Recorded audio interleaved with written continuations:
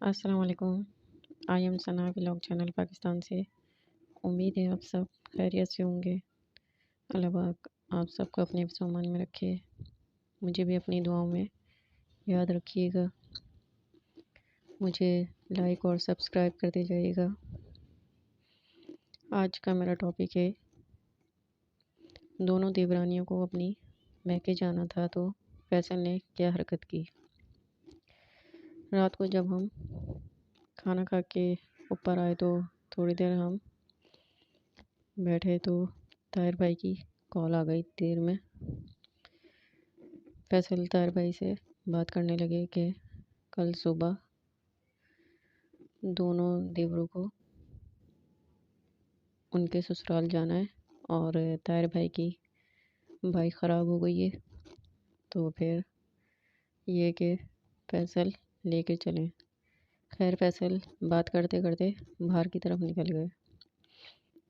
फिर फैसल नीचे उतर गए तो फिर इन सब में आपस में बातें वगैरह हुई।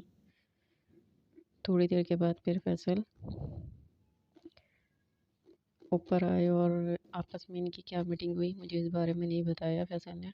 बस इतना ही कहा कि ताई की बाइक ख़राब हो गई है तो मैं भी और सारे जो हैं वो मैके जाएंगी कल अपने, और ये कि मैं उनको छोड़ता हुआ फिर काम पर निकल जाऊंगा। ताहिर और सनी भी जाएगा। खैर बस इतनी बात हुई, फिर हम लोग अपनी बातें बातें करके सो गए। फिर वैसे तो फैसल 1 बजे से पहले उठते ही नहीं थे, चाहे कुछ भी हो जाए। 1 बजे तक ही उठना होता था, फिर वो काम पर जाते थे। 10 बजे के टाइम ताहिर भाई की कॉल आई सुबह में। फैसल ने अटेंड करी और फैसल उठ के बैठ गए। मैं तो खैर जाग ही रही थी, 9 बजे तक मैं उठ जाती थी। अपने काम वाम नाश्ता वगैरह करके अपने काम वगैरह करती थी। तो मैंने कहा कि फैसल 10 बजे ना, अभी तो क्या हुआ। कहने लगे कि वो तार की कॉल आई है और ये लोग भी निकलेंगे जाने के लिए। ये कि मैं इन्हें छोड़ता हुआ फिर मैं काम पर निकल जाऊंगा।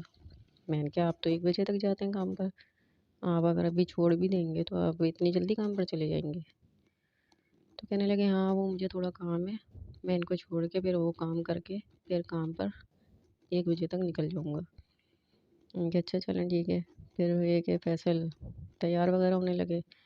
मैं गई नाश्ता वगैरह बनाया, फैसल ने नाश्ता किया और डायरेक्ट नीचे उतर गए। मैं भी फैसल के पीछे चल दी। नीचे जाकर देखा तो दोनों भाई, ताहिर भाई और उनके छोटे भाई और उनकी बीवी एक बाइक पे बैठे हुए हैं और फैसल साहब ने महविश को अपने बाइक पे पीछे बिठा लिया और आपस में इनकी पता नहीं क्या मीटिंग हुई और ये फैसल ने अकेले महविश को अपनी बाइक पे बिठाकर और चल दिए। अच्छा मैं जा रहा हूँ, मैंने कहा चलें ठीक है सही है। मेरी ये समझ में नहीं आया कि जब फैसल के साथ महविश को बैठना ही था तो वो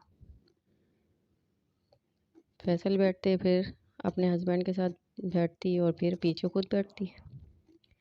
तो वो जो एक बाइक पे तीनों हो गए, उनके हस्बैंड उस बाइक पे बैठे और उनके छोटे भाई और उनकी बीवी उनके साथ बैठे और फैसल साहब के साथ महविश अकेले बैठ के अपनी अम्मी के घर निकल गई।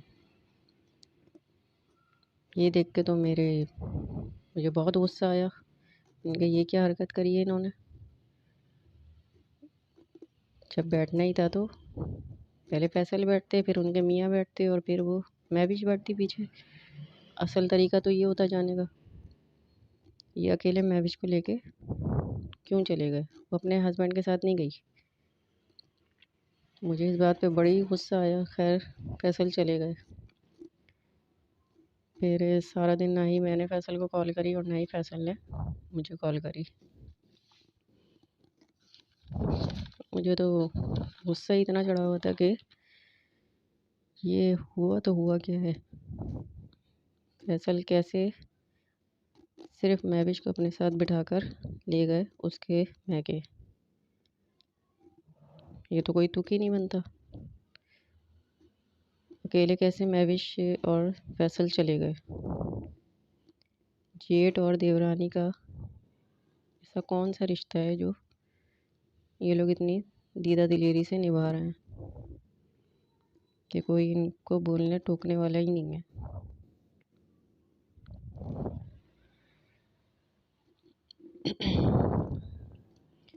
खैर फिर मैंने फैसल से सारा दिन कोई बात नहीं करी।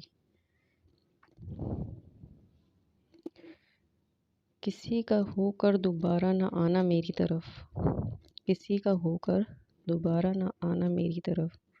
मोहब्बतों में हलाला हराम होता है, मोहब्बतों में हलाला हराम होता है। ये साल भी बेहतरीन रहा, ये साल भी बेहतरीन रहा, तजुर्बों और ठोकरों से भरपूर। और खुशी इस बात की है कि अपनों में छुपे बहुत से चेहरे बेनकाब हुए। और खुशी इस बात की है कि अपनों में छुपे बहुत से चेहरे बेनकाब हो गए।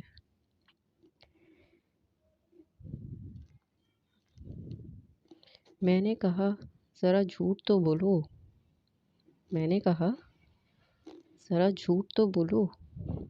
वो मुस्कुरा के बोले कसम से बहुत याद आते हो तुम। वो मुस्कुरा के बोले कसम से बहुत याद आते हो तुम।